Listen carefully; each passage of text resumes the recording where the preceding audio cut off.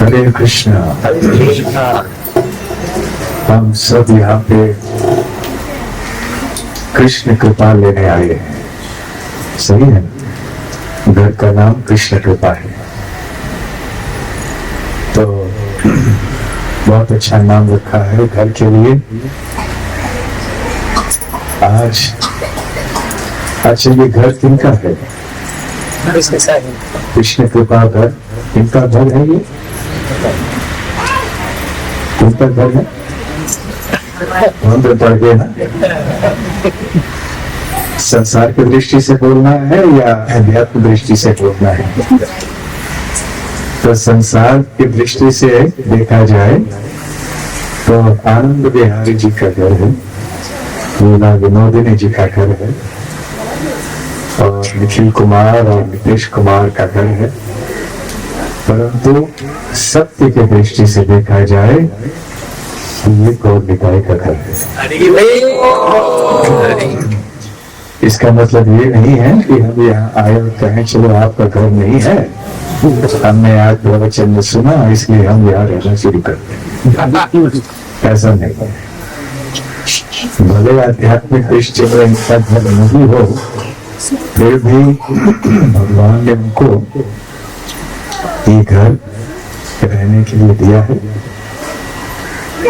भगवान ने उनके हवाले सौंप दिया है, उनकी जिम्मेदारी है, इसीलिए जिम्मेदारी इस घर की उनकी है और रहने की व्यवस्था भी। जैसे हमारे मंदिर में यहाँ गोविंद प्रभु, दामोदर लीला प्रभु, निताई चरण प्रभु, अन्य भक्त रहते हैं। मंदिर किनका है? जगन्नाथ। किनका मंदिर है? जगन्नाथ जी का। जगन्नाथ जी का मंदिर है, इस्कॉन का मंदिर है। फिर भी आप जाके उनको बोल सकते हैं आपका घर नहीं है तो आप मत रहिए यार, मैं रहना शुरू कर दूंगा, आप बोल सकते हैं। क्योंकि उनको नियुक्त किया गया है यहाँ रहने के लिए। सही ढंग से ये निर्धारण हुआ है कि यहाँ पर रहेंगे और मंदिर का देखभाल करेंगे। तो इस प्रकार से वो उस मंदिर का देखभाल कर रहे हैं कि जैसे मानो कोई व्यक्ति अपने घर का देखभाल करता है। परंतु अंदर से उनको पता है ये हमारा घर नहीं है, ये भगवान का घर है, इस्कॉन का घर है, इसलिए संपत्ति हमारी नहीं है, हमें जिम्मेदारी दी गई।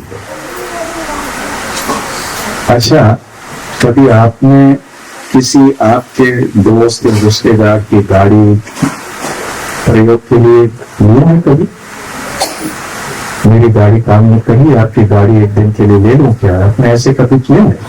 किया है किसी ने? हाथ ऊपर कीजिए। तो जब आप किसी दूसरे व्यक्ति की गाड़ी लेते हैं थोड़े समय के लिए, तो आप अधिक सावधानी से प्रयोग करेंगे या कम सावधानी से? अधिक सावधानी से। अधिक सावधानी। क्यों? दूसरे गाड़ी का, क्योंकि गाड़ी दूसरे का है, दूसरे की है। फिर भी अभी आप प्रयोग कर रहे हैं, आपने अनुमति दी है सही मालिक से कि हम आपके गाड़ी का प्रयोग करें या न करें, दोनों भी यहाँ कर लीजिए। तो आपने अनुमति प्राप्त कर ली है, इसलिए उस एक दिन के लिए गाड़ी का प्रयोग करना वो आपका अधिकार है। हाँ, मालिक आके कभी भी आपको बोल सकते हैं नहीं मुझे वापस दे दीजिए, आपको देना होगा। परंतु मालिक ने आपको दे दी है गाड़ी कि आज के लिए आप गाड़ी का उपयोग कीजिए। परंतु क्योंकि आप जानते हैं कि ये विश्वास में भरोसे में उन्होंने मुझे गाड़ी दी है, भले वो मेरी गाड़ी न हो, परंतु मेरी गाड़ी का जितना मैं ख्याल रखूंगा उससे अधिक मैं ख्याल इस गाड़ी का रखूंगा, क्योंकि विश्वासघात न हो जाए। कि व्यक्ति ने मुझे भरोसे पे दिया है तो बहुत संभाल के मुझे घर रखना, ये गाड़ी रखनी होगी, सही है ना? ठीक उसी प्रकार से हमारे भक्त जो मंदिर में रहते हैं उनको पता है कि ये हमारी निजी संपत्ति नहीं है, ये संस्था की संपत्ति है, भगवान का मंदिर है, परंतु अपने घर से भी अधिक संभाल के वो इस मंदिर का देखभाल करते हैं। क्यों? क्योंकि उन्हें ये जिम्मेदारी सौंप दी गई है।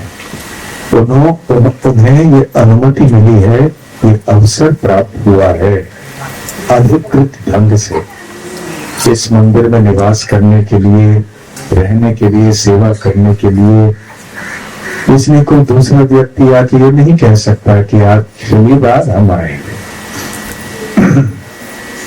तो ठीक उसी प्रकार से आनंद विहारी जी, ये आपका भी है, आपका नहीं भी है, अचिंत्य भेदा भेद। परंतु अब जब आप जान गए हैं भक्ति में आने के बाद कि सब कुछ भगवान की शक्ति है, तो अभी आप जान चुके हैं कि ठीक है ये मेरा घर नहीं है, भगवान का है। फिर भी भगवान ने मेरे प्रारब्ध के अनुसार, उनकी कृपा के अनुसार, कृष्ण कृपा के अनुसार मुझे ये निवास स्थान दिया है और ये परिवार भी दिया है। ये परिवार भी किनका है? भगवान का है। ये परिवार संसार की दृष्टि से आपका है, आध्यात्मिक दृष्टि से देखा जाए तो भगवान का है। इसलिए आप और भी ख्याल से इनका देखभाल करेंगे, इस घर को संभालेंगे, परिवार को संभालेंगे, क्योंकि आपको आध्यात्मिक दृष्टि से देखने का प्रशिक्षण मिल चुका है। ये भगवान का परिवार, भगवान का घर, भगवान की गाड़ी, भगवान का धन, भगवान का व्यापार, सब कुछ भगवान का है। ये शरीर भी भगवान की संपत्ति है, इसलिए शरीर का भी देखभाल अच्छी तरह से करना है, इसलिए ताकि हम भगवान की सेवा और अच्छी तरह से कर पाए। तो ये दृष्टि है देखने के लिए। जैसे आप जानते हैं ना, ट्रस्ट नाम की कोई चीज होती है, कोई कंपनी है, किसी का पर्सनल व्यापार है, कोई ट्रस्ट, जैसे इसको ये संस्था एक ट्रस्ट है। तो ट्रस्ट में कई अधिकारी लोग होते हैं, ट्रस्टी जिनको कहते हैं। तो उनको ट्रस्टी इसलिए कहा जाता है कि भरोसे को उनको जिम्मेदारी दी जाती है उस ट्रस्ट की संपत्ति और कार्यों को संभालने की, भरोसे पे दिया जाता है। इसलिए भरोसे का बोझ जो है बहुत भारी होता है।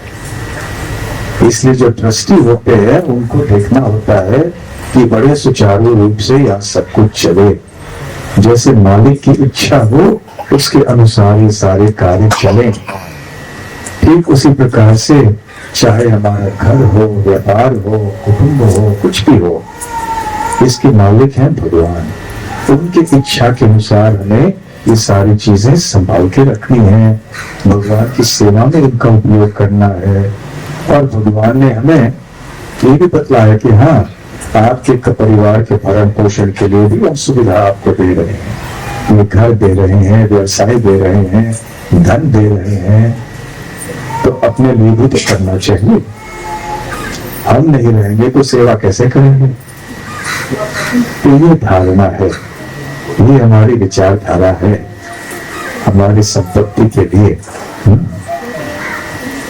ये कहानी पता नहीं आपने सुनी होगी कि नहीं सुनी होगी, परंतु बचपन में इस तरह की कहानी हम लोग सुना करते थे कि एक बार वो राजा अकबर, उसको थोड़ा घमंड हो गया था। जब कोई राजा या बादशाह बनते हैं तो थोड़ा घमंड तो आ ही जाता है। तो एक बार उनके एक मंत्री थे बीरबल। बचपन में आप सभी अकबर बीरबल की कहानियां सुने ही होंगे। तो बीरबल एकमात्र व्यक्ति था जो राजा को सही ठिकाने रख सकता था, बाकी सारे लोग घबराते थे। तो बीरबल ने भी देखा कि राजा का थोड़ा घमंड बढ़ गया है। तो एक बार जब राजा अपने महल के बगीचे में सैर करने के लिए गए थे, किचन, किचन, तो उस बगीचे के बीच में थोड़ा रास्ता भी था। तो तो वहां एक फकीर लेटा हुआ था, लंबी दाढ़ी और फटे हुए कपड़े, और ऐसे ही सड़क में ऐसे लेटा हुआ था। तब बादशाह शाम के समय टहलने के लिए वहां पर आए और देखा कि यार ये कौन आदमी है, महल के बगीचे में लेट रहा है। से बुलाया, उठो उठो, कौन हो तुम? उन्होंने ऐसे आंख खोल के देखा, क्यों, आप कौन हो? अरे राजा को गुस्सा है, पहले तो मेरे बगीचे में मेरे अनुमति के बिना आया और यहाँ पे ऐसे सड़क पे ऐसे लेटा हुआ है बगीचे में, और उल्टा इस तरह से जवाब दे रहा है कि आप कौन हो? तो आप ही राजा हो क्या? तो हाँ मैं राजा हूँ। तो ये सारी संपत्ति आपकी है क्या? तो राजा ने कहा मेरी संपत्ति है। अच्छा, तो फकीर ने पूछा, फिर आपके बाद ये महल किसका होगा? मेरे बेटे का होगा। और उसके बाद किसका होगा? उसके बेटे का होगा। और आपके पहले ये महल किसका था? मेरे पिता का था। उनके पहले किसका था? उनके पिता का था। तो फकीर जोर जोर से हंसने लगा। तो राजा को वैसे ही गुस्सा आया था, अभी आदमी हंस रहा है, अपमानित कर रहा है राजा को। तो राजा को बहुत गुस्सा आया। राजा ने कहा, मैं अभी अभी सैनिकों को बुलाऊंगा, तुम्हारे गर्दन काट दूंगा। इस तरह से कैसे बात की तुमने, क्यों हंसे तुम ऐसे? तो वो बोलने लगे फकीर कि देखिए ये महल थोड़ी ना है, ये तो धर्मशाला है। आजकल हम उसको होटल बोलते हैं, है ना? ये तो धर्मशाला है। क्या मतलब धर्मशाला? तो धर्मशाला में क्या होता है, जो लोग आते हैं थोड़े समय के लिए एक कमरे में ये 2-4 दिन रहते हैं, निकल जाते हैं। तो दूसरा कोई आता है, उसी कमरे में रहता है 2-4 दिन के लिए, वो भी निकल जाता है। ऐसे जितने भी कमरे हैं उनमें कोई ना कोई आके 2-4 दिन के लिए रह के निकल जाते हैं। उनके पहले कोई वहां रहता था, उनके बाद में भी कोई रहेगा। तो ये मकान आपका, ये जो बड़ा राजमहल है, ये भी तो धर्मशाला है। आप अब रह रहे हैं, आपका अधिकार है इस महल के ऊपर। आपके पहले किसी और का था, उनके पहले किसी और का था, आपके बाद किसी और का होगा, उसके बाद किसी और का होगा। तो धर्मशाला नहीं है तो क्या है? कि आप हमेशा के लिए इस राजमहल को संभाल कर रख पाएंगे? क्या हमेशा ये राजमहल आपके पास था? तो आप कैसे कह सकते हैं कि आप सही मालिक हैं? तो अकबर को तो घमंड आया था और गुस्सा भी आया था, लेकिन बुद्धिमान भी होना चाहता। तो कुछ समझ में आया कि ये बात तो बोल रहा है, सही बोल रहा है, हमें बात अच्छी नहीं लग रही है, लेकिन सत्य कड़वी होती है, लेकिन ये सही बोल रहा है। लेकिन एक ही आदमी है जो इस तरह से मुझसे बात कर सकता है। और समझ गए हैं कि ये कौन होगा? बीरबल होगा। फिर फकीर ने अपनी मछली दाढ़ी वगैरह खोल दी और कहा, देखो मैं बीरबल हूँ। राजा समझ गए कि किस भावना में राजमहल को संभालना है, राज्य को संभालना है। तो उसी तरह से हम सब अपने अपने घरों में रहते हैं, छोटा घर हो, बड़ा घर हो, और एक अपनापन सा आ जाता है, एक स्वामित्व की भावना, प्रभुत्व की भावना आ जाती है कि मेरा घर है।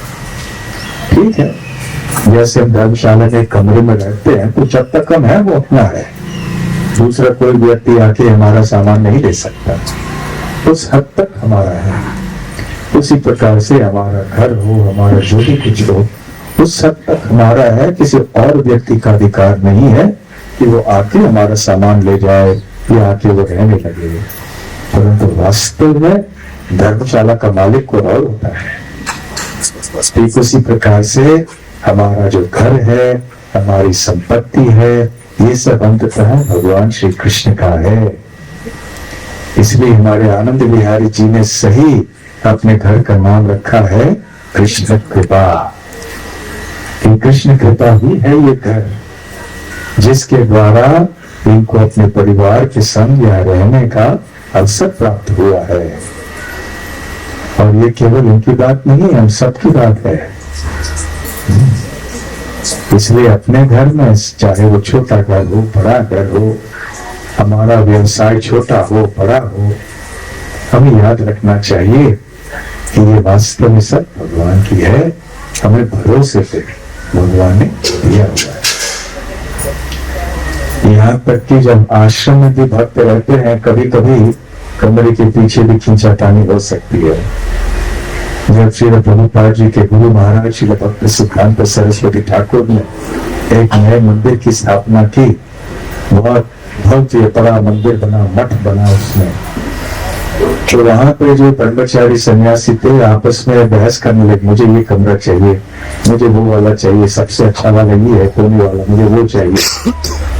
तो भक्त सिद्धांत सरस्वती ठाकुर को गुस्सा आया, उन्होंने बोला क्या है ये वैराग्य का मतलब, सब कुछ अपने बड़े बड़े घर कुटुंब छोड़ के आए हो और यहाँ छोटे से कमरे के लिए आपस में बहस कर रहे हो।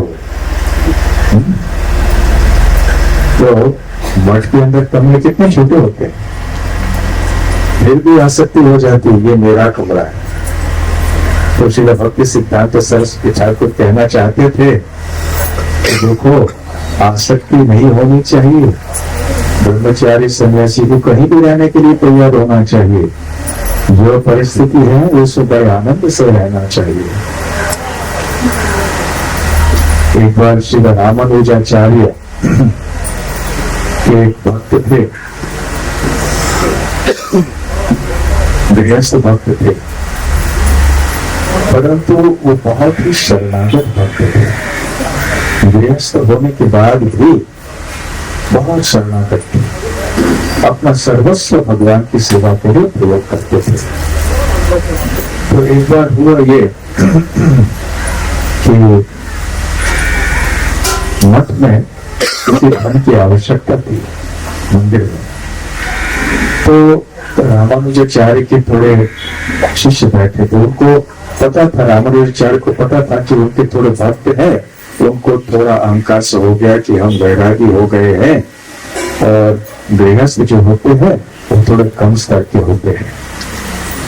तो उन्होंने जानबूझ के उन ब्रह्मचारियों को, सन्यासियों को कहा कि आप जाके इनसे, ये जो गृहस्थ है उनके पत्नी से आप तो उनके गहने चोरी करके लेके आना, जब पति घर में ना हो तब जाओ। तो गए और खिड़की से देखा कि पत्नी अकेली विश्राम कर रही है, पति कहीं और गए थे। तो गुरु का आदेश था, तो अंदर गए, हल्के से उन्होंने पहले एक कान से कुंडल निकाल ली और दूसरा काम का लेना था अभी, लेकिन अचानक वो हिली। तो पत्नी जो थी गृहस्थ पत्नी क्यों हिली, क्योंकि सोच रहे थे कि मेरे गुरु के आदेश, गुरु महाराज के शिष्य यहाँ आए हैं, यहाँ गहने चोरी कर रहे हैं, तो वास्तव में मठ में बहुत ज्यादा आर्थिक परेशानी होगी, इसलिए आए हैं। तो एक कुंडल तो चोरी कर ली उन्होंने, लेकिन दूसरी भी तो करनी चाहिए। तो ऐसे करवट बदल रही थी ताकि दूसरे कान से भी वो ले लें, लेकिन जब वो करवट बदली तो उनको बड़ा डर लग गया, भाग के चले गए। थोड़ी देर के बाद पति आ गए, तो बोला अरे ये क्या हो गया, एक कान में है एक कान में नहीं है। तो बोला ऐसी ऐसी घटना हुई। तो उनके पति ने उनको डांटा, कहा कि अरे कितने मूर्ख हो, क्यों ऐसे आवाज किया। वो बेचारे डर के भाग गए। शांति से ऐसे घूमना चाहिए था ताकि वो डरे नहीं, ताकि वो दूसरा कुंडल भी लेके चले जाए और वहां पे सेवा में लगाए। तो फिर सारे भक्त ये सब देख रहे थे खिड़की से कि ऐसा संवाद हो रहा है, और उनको बहुत शर्म आई कि अरे हम ऐसे सोच रहे थे, लेकिन कितने बड़े भक्त हैं ये सब। और फिर रामानुजाचार्य ने क्या किया था, उसके पहले ही जब सारे ब्रह्मचारी सन्यासी सो रहे थे, जिस स्थान उन्होंने अपने कपड़े वगैरह सुखाए थे ना, किसी ने अपने उतरिया, किसी ने अपनी धोती, किसी ने कोट, तो रात में रामानुजाचार्य जाके सब फाड़ दिए थोड़े बहुत, जो कपड़े सुखाने के लिए रखे थे। तो जैसे सुबह सब उठे, अरे मेरे कपड़े किसी ने फाड़ दिए, आपने फाड़े? नहीं आपने फाड़े, मैंने नहीं फाड़ा, इन्होंने फाड़ा। ऐसे आपस में बहस होने लगी। तो फिर रामानुजाचार्य ने उनको बताया, देखा तुम वैरागी हो लेकिन अपने धोती से आसक्त इतना हो। वो गृहस्थ भक्त है, परंतु देखो कैसे उनका भाव है कि भगवान के लिए कुछ भी सेवा करने के लिए तैयार है।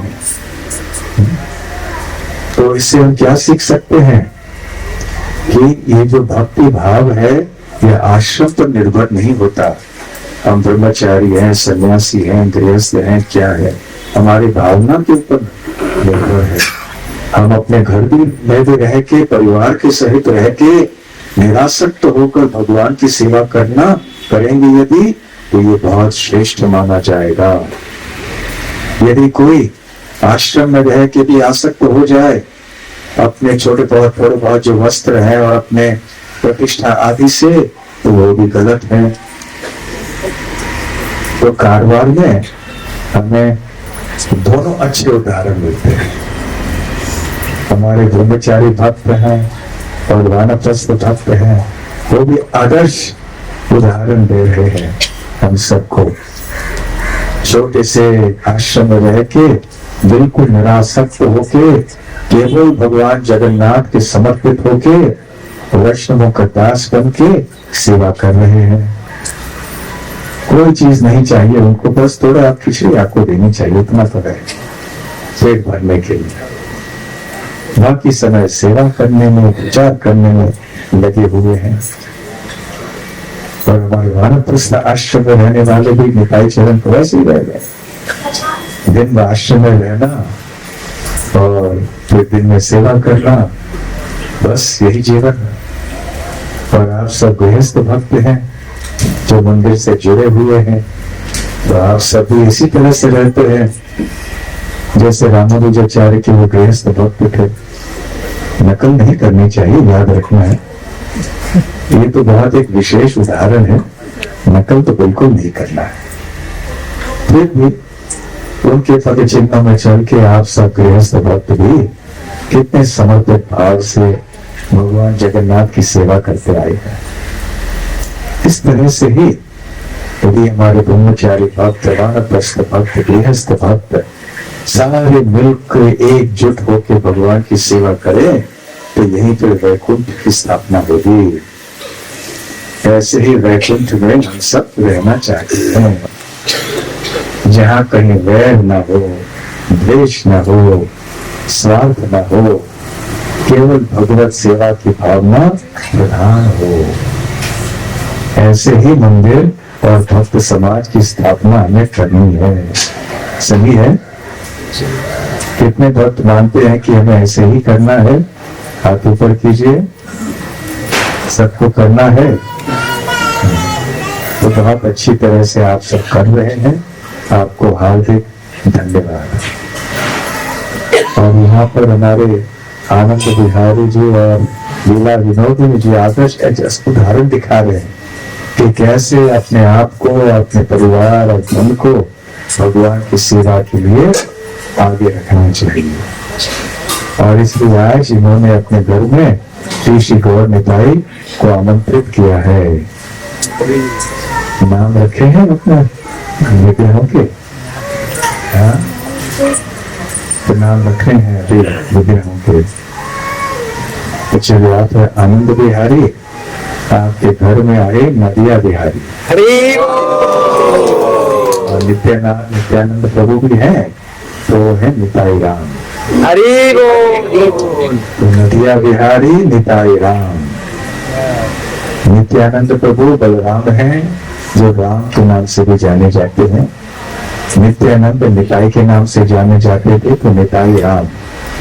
और चैतन्य महाप्रभु नदिया में रमण करते हैं मायापुर में, इसलिए वो नदिया बिहारी। तो आपके गौर निताई विग्रहों के नाम होंगे नदिया बिहारी, निताई राम। ठीक है? नदिया बिहारी निताय राम की। तो ये मत सोचिए कि ये कोई प्रतिमा है, ये कौन है? ये साक्षात भगवान है। और खास करके गौर निताय तो बहुत क्रियाशील रहते हैं। नवद्वीप में या पास में एक भक्त रहा करते थे, चैतन्य महाप्रभु के पार्षद थे, जिनका नाम था गौरीदास पंडित। शुद्ध भक्त, बड़े पंडित थे। तो एक बार गंगा पार करके नित्यानंद प्रभु और चैतन्य महाप्रभु उनके पास गए और थोड़े समय के लिए उनके पास रहे। गौरीदास पंडित ने कहा, मेरा जीवन धन्य हो गया कि आप यहाँ पर आए और आपने हमारा उद्धार कर दिया।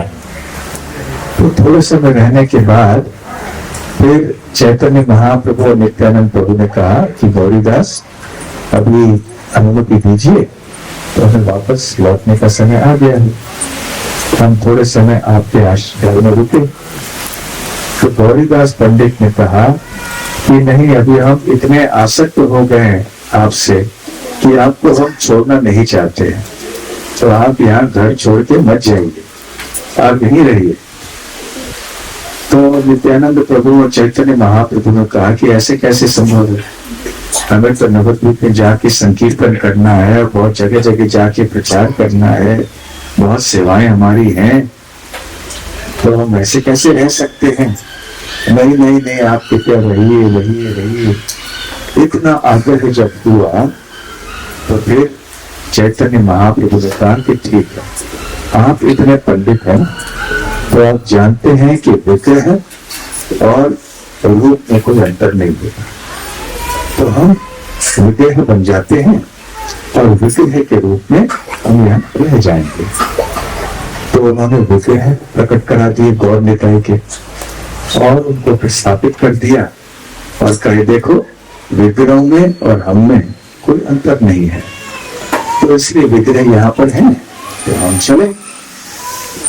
देखिए, भगवान के भक्त भगवान से भी ज्यादा बुद्धिमान होते, ये बात पता है ना आपको। तो गौरीदास पंडित ने कहा, आपने कहा है कि विग्रह और आप में कोई अंतर नहीं है, इसलिए आप जाना चाहते हैं विग्रह को छोड़कर यहाँ पे। तो क्योंकि विग्रह और आप में अंतर नहीं है, विग्रहों को जाने दीजिए, आप रह जाइए। है ना बड़े बुद्धिमानी की बात। तो गौर निताई थोड़े आश्चर्यचकित हो गए कि हमको हरा दिया हमारे भक्त ने। फिर भी सोच के उन्होंने उत्तर दिया। फिर गौर नित्यानंद प्रभु और चैतन्य महाप्रभु फिर वो विग्रह बन गए और जो विग्रह थे वो फिर से उतरे सिंहासन से और चल पड़े। तो आपकी इच्छा पूरी हो गई, अभी विग्रह जा रहे हैं और हम लोग विग्रह बन के हम यहाँ पे हैं। तो जैसे उन्होंने नित्यानंद प्रभु और चैतन्य महाप्रभु को सिंहासन से उतर के जाते हुए देखा, फिर उन्होंने दोबारा कहा, नहीं नहीं नहीं, आप रुकिए, आप निकल जाएगी। तो फिर वो फिर से विग्रह बन गए और ये जो विग्रह बने थे ये फिर से चलने लगे, चले गए। नहीं नहीं, आप रुक जाएंगे। ऐसे काफी समय तक होता गया और तुरंत में महाप्रभु नित्यानंद प्रभु निकल गए। एक बार गौरीदास पंडित के घर में संकीर्तन हो रहा था, बहुत सारे भक्त एकत्र हुए थे। तो जब चैतन्य गौर निताई के विग्रह के सामने कीर्तन हो रहा था तो अपने आप को रोक नहीं पाए ये विग्रह, तो सीधे कूद पड़े संकीर्तन में अपने सिंहासन पर। उधर यहाँ गौरीदास पंडित चामच सेवा कर रहे हैं, ये क्या हो गया, ये तो उतर के, हम तो सेवा कर रहे थे और ये उतर के संकीर्तन में हो गए। तो ये लाठी लेकर उनके पीछे गया, आओ बैठ जाओगे, सिंहासन पे आ जाओ, ऐसे सिंहासन से उतर के जाओगे तो यहाँ सेवा कौन स्वीकार करेगा, आरती किसकी करेंगे, भोग किसको चढ़ाएंगे हम, आओ आओ आओ बैठो। लेकिन संकीर्तन से इतने प्रभावित हो गए थे कि कोई सुनने का नाम नहीं ले रहे। तो गौरीदास पंडित लाठी लेकर उनके पीछे के आ जाओ, वापस आ जाओ, सिंहासन पर बैठ जाओ। तो डर के मारे चैतन्य महाप्रभु वो सीधे प्रविष्ट हो गए एक भक्त के हृदय में, जिनका नाम था चैतन्य दास। और चैतन्य दास के हृदय में प्रविष्ट होकर गायब हो गए। उस दिन के बाद उस भक्त का नाम हुआ हृदय चैतन्य दास। तो ये भक्त आगे चल के किनके गुरु बने?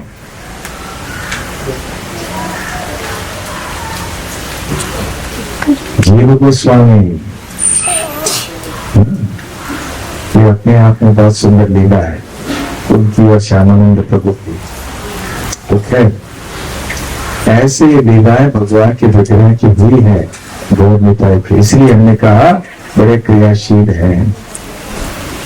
और ऐसे कई विग्रह, कई बार भगवान जो विग्रह के ऊपर रहते हैं सिंहासन के ऊपर, भक्तों के प्रेम को देखकर वो कभी कभी सिंहासन से उतर के चले जाते हैं भक्तों के साथ। और जो मंदिर में सेवक होते हैं वो देखते रह जाते, कहाँ गए भगवान, गायब हो गए। तो ऐसे है ये भगवान, ये कोई प्रतिमा नहीं है। तो आनंद विहारी जी आपके घर में अभी कौन पधारे हैं? नदिया बिहारी इताई राम। तो उनको बहुत अच्छी तरह से सेवा कीजिए और उनको संतुष्ट रखिए और उनसे प्रार्थना कीजिए अचानक आप ऐसे मत जाइए, यहीं पर रहिए आप, ताकि हम आपकी सेवा अच्छी तरह से कर सकेंगे। लेकिन यहाँ सेवा करते करते हमारे मंदिर में जगन्नाथ बलदेव सुभद्रा और गौर निताई की सेवा भूलनी नहीं है। यहाँ तो घर में हर एक गृहस्थ के व्रत के घर में चाहिए कोई विग्रह, परंतु अंततः सारे भक्तों को इकट्ठे होकर मंदिर में सत्संग के लिए आना है, संकीर्तन करना है, कथा सुननी है, विविध प्रकार की सेवाएं करनी है और ऐसे भक्त समाज को बढ़ाना है और अधिक सुदृढ़ करना है।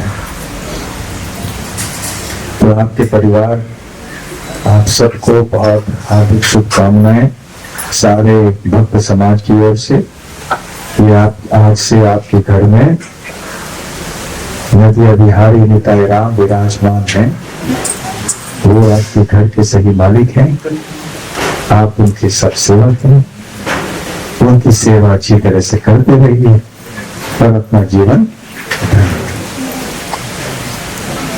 हरे कृष्ण कृष्ण कृष्ण हरे हरे, हरे राम राम राम हरे हरे। हरि बोल। तो नाम अच्छा लगा आपको? नदिया बिहारी निताई राम, नदिया बिहारी नदिया बिहारी। हरे कृष्णा।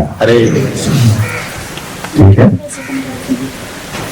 तो धन्यवाद आप सब भक्तों को भी कि आप इस सत्संग के कार्यक्रम के लिए, भगवान के श्री विग्रहों के स्वागत के लिए आप सब यहाँ पर आए।